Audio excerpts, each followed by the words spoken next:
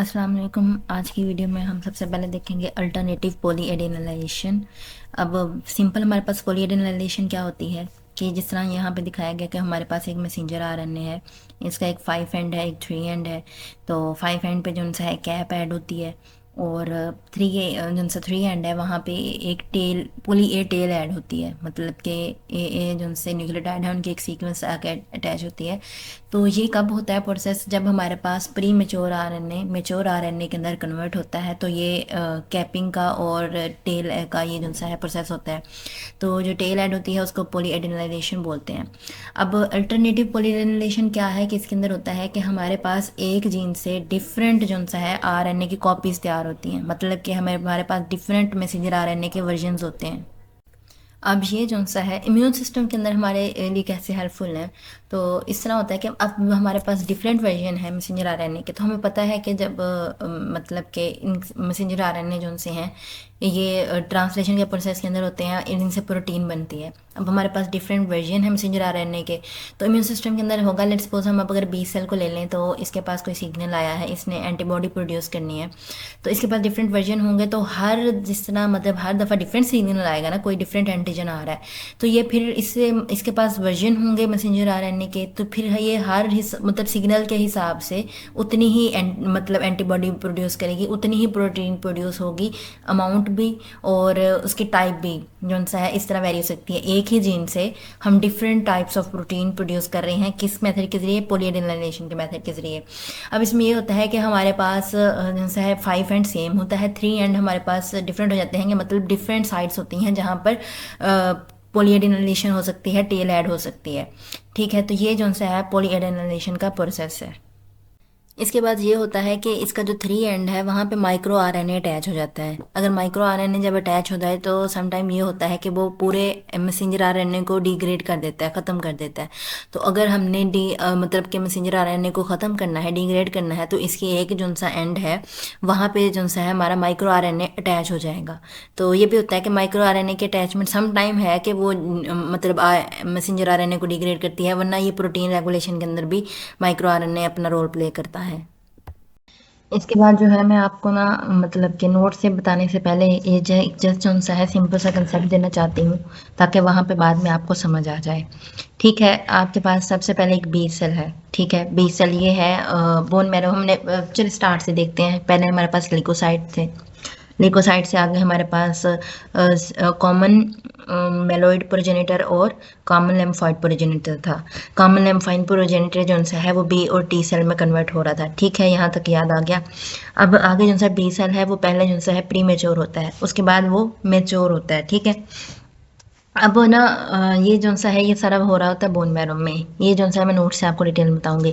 अब जो सा है आपने याद रखना है बी सेल एक्टिवेट कैसे होता है।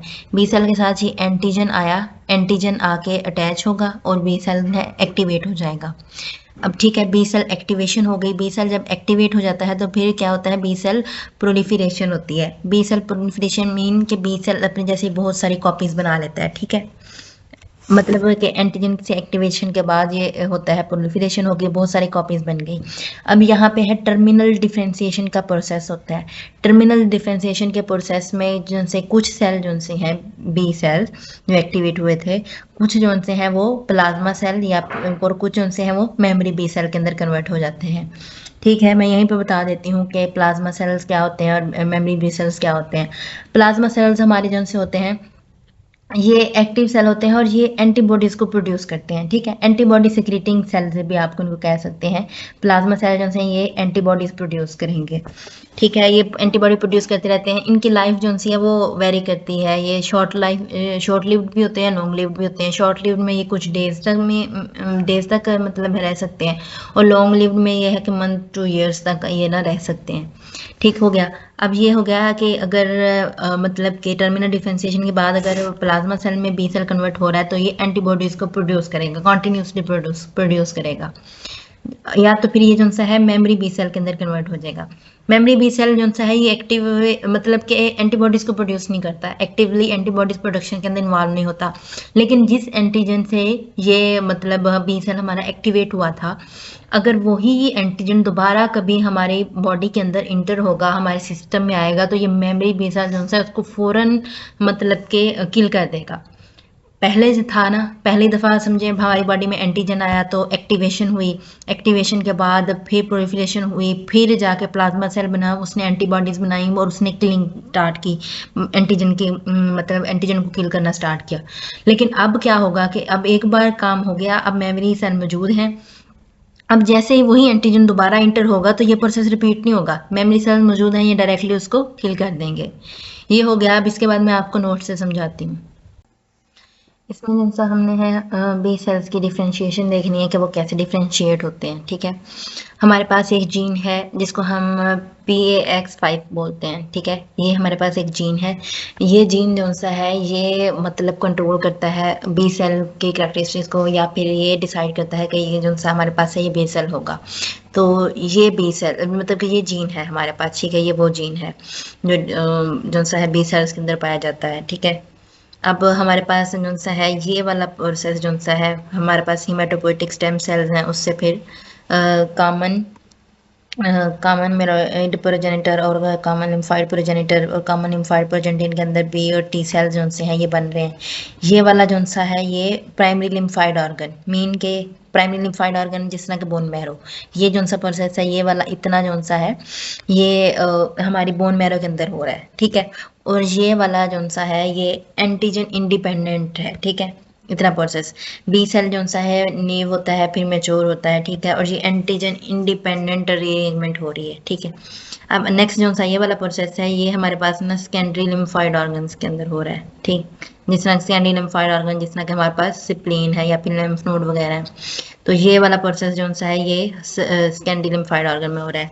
इसके अंदर क्या होता है कि हमारे पास एक जो सा है बी सेल है, बी सेल हमारे पास जो से हैं सोमैटिक रीअरेंजमेंट की वजह से बहुत सारे बनते हैं। ठीक है, यहाँ पे बी सेल है, बी सेल जो सा है यहाँ पे मतलब कि नेक्स्ट जो से बी सेल बने, आप सपोज कर सकते हैं कि ये तीन एक साथ ही बने, बहुत सारे बी सेल।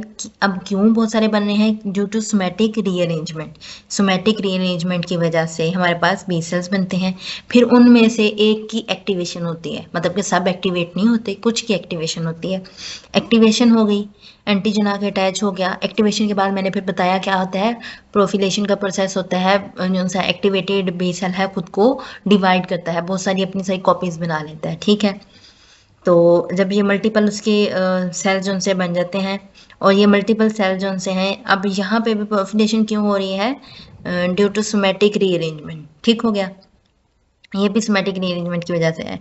लेकिन ये वाला प्रोसेस जो सा है ये एंटीजन डिपेंडेंट है। ठीक है, पिछला जो सा था एंटीजन इंडिपेंडेंट था। यहाँ पे अब किसकी सोमैटिक रीअरेंजमेंट मतलब कि किस सेल्स ने आगे कॉपीज बनानी है, तो ये डिपेंड करता है एंटीजन पे कि एंटीजन कौन से बी सेल के साथ अटैच हुआ। ठीक है, बी सेल के साथ जिस बी सेल के साथ एंटीजन आके अटैच हो गया वही बी सेल जो सा है आगे जाके मल्टीपल कॉपीज बनाएगा, प्रोफिलेट करेगा। अब ये वाली ये भी मतलब कि उसकी कॉपीज जो सी है सोमैटिक रीअरेंजमेंट की वजह से बन रही है, लेकिन एंटीजन डिपेंडेंट प्रोसेस है ये। एंटीजन ने जिसको सिलेक्ट किया जिस बी सेल को, वही आगे कॉपी डिवाइड हुआ। ठीक है, ये समझ आ गई। इसके बाद दोबारा फिर यही है कि यहाँ पे है this B cell will proliferate and will activate. ठीक है, it will change its molecular profile. साफ ज़ाहिर है कि जब एक्टिवेशन होगी तो उसकी मॉलिक्यूलर प्रोफाइल चेंज हो जाएगी। अब आगे जो सा है, जिस तरह मैंने पिछली जो सी पिक्चर है उसके अंदर बताया कि ये जो सा है हमारे पास प्लाज्मा सेल और मेमोरी सेल्स के अंदर मतलब के चेंज हो जाते हैं। ये जितने भी बी सेल एक्टिवेट हुए या फिर पॉपुलेशन के प्रोसेस में बने टर्मिनल डिफरेंशिएशन की वजह से ये प्लाज्मा सेल और बी सेल के अंदर चेंज हो जाते हैं। उसके बाद ये सर्कुलेशन के अंदर चले जाते हैं, मतलब कि हमारे ब्लड में और उसके अंदर चले जाते हैं। ये फिर हमारे पास आता है रिसेप्टर्स का जिक्र। और रिसेप्टर्स का है कि रिसेप्टर्स के पास क्या है, ट्रांस मेम्ब्रेन डोमेन होती है। ठीक है, receptors are not only present on the cell surface, some are neuro receptor, मतलब कि इंट्रासेलुलर भी रिसेप्टर पाए जाते हैं। ये बात ज़रूरी नहीं है रिसेप्टर्स के लिए कि वो सिर्फ और सिर्फ सेल्स पे, सेल के सरफेस पे ही पाए जाएं। ठीक है, उसके बाद ये जो सा है ये तो एंटीबॉडी का स्ट्रक्चर है कि ये वाली जो है इसकी हैवी चेन है, नीचे वाली लाइट चेन है, और ये जो रीजन है, ये वाला region, this portion is attach to the receptor because it is long. ये यहाँ पे जो सा है रिसेप्टर अटैच होता है। यहाँ पे पता है हमें इन रीजन्स पे जो सा है एंटीजन आके अटैच होता है, और इधर पे इस रीजन पे क्या होगा, रिसेप्टर होगा। वैसे भी ये FC रीजन है, FC रीजन जो सा है रिसेप्टर को रिकॉग्नाइज ही करता है, रिसेप्टर अटैच होगा इस तरफ, ठीक है। अब है कि when B cell reaches to the plasma cell stage it loses the factor B PAX5। अब PAX5 हमने कहा था ये जीन होता है जो सा है B सेल की आइडेंटिटी को कंट्रोल करता है। अब जब B सेल टर्मिनल डिफरेंशिएशन करके प्लाज्मा सेल के अंदर कन्वर्ट हो जाएगा तो उसकी आइडेंटिटी चेंज हो जाएगी, वो ये वाला फैक्टर लूज कर देगा, और लूज कर देगा तो मीन के वो न्यू सेल के अंदर चेंज हो जाएगा, अपनी आइडेंटिटी को लूज कर देगा। यही लिखा हुआ है कि it means plasma cell is now not B cell, it has change its identity, ठीक है। और आइडेंटिटी कब चेंज हुई, टर्मिनल डिफरेंशिएशन के प्रोसेस के दौरान, ठीक है। इसको जो सा है हम दूसरे PDF से भी एक बार देख लेते हैं। अच्छा जी, इधर भी जो सा है कि यही लिखा हुआ है कि it is not necessary that are receptors are present on the cell surface, some receptors are intracellular, ठीक है। अब है कि heavy chains of antibodies are embedded in transmembrane because of its long length. अब रिसेप्टर्स, ठीक है। अब जो सी एंटीबॉडीज की हैवी चेन है, ये आप जो सा नेक्स्ट आगे इसको डिस्कस करेंगे तो आपको उनको समझ आ जाएगी। ओके, फिर ये बात की गई है प्लाज्मा सेल जो से मैंने पीछे बताया था जब मैंने डायग्राम दिखाई थी, मैंने कहा था कि ये एंटीबॉडीज प्रोड्यूस करते हैं। तो यहाँ पे है कि मतलब प्लाज्मा सेल जो से हैं 1 सेकंड के अंदर 5000 एंटीबॉडीज प्रोड्यूस करते हैं, मतलब इनका रेट जो सा है एंटीबॉडीज प्रोड्यूस करने का वो हाई होता है। हमारे पास जो प्लाज्मा सेल हैं ये एंडोप्लाज्मिक रेटिकुलम में इनरिच्ड होते हैं, मतलब कि ये इनके बाहर एंडोप्लाज्मिक रेटिकुलम का नेटवर्क पाया जाता है, बहुत ज़्यादा एंडोप्लाज्मिक रेटिकुलम पाए जाते हैं।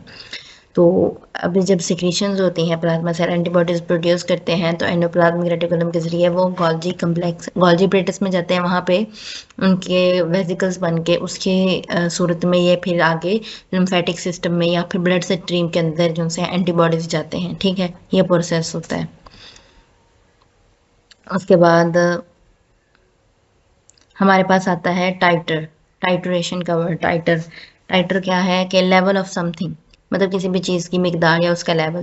तो एंटीबॉडी टाइटर का जिक्र किया गया है। एंटीबॉडी टाइटर क्या है कि लेवल ऑफ एंटीबॉडी, हमारे ब्लड के अंदर एंटीबॉडी का कितना लेवल है, इसको हम एंटीबॉडी टाइटर बोलते हैं, ठीक है। यहाँ पे ये ग्राफ देखें, सबसे पहले क्या है, इन्फेक्शन स्टार्ट हुआ, स्टार्ट ऑफ इन्फेक्शन है।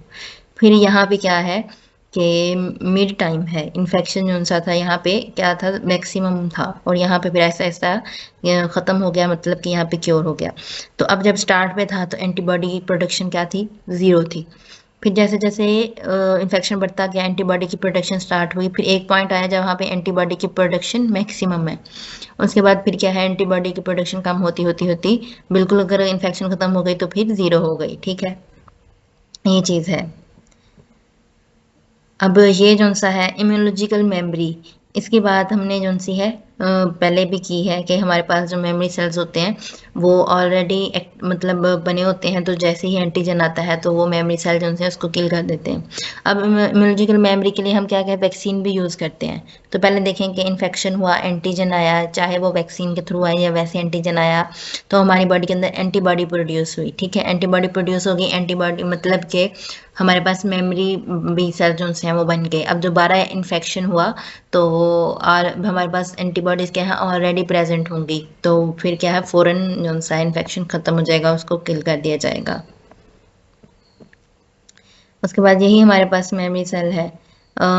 जो सा memory cells है, it is triggered by the specific type of antigen. It is saved in its memory. If the same antigen comes again, it will immediately recognize by the antibodies. वही बात होगी कि पहले जिस एंटीजन ने इसको मतलब सेल बी सेल को एक्टिवेट किया था, उसके बाद मेमोरी सेल बने थे, वही एंटीजन अगर दोबारा आएगा तो फिर क्या है इमीडिएटली रिकॉग्नाइज हो जाएगा और किल हो जाएगा।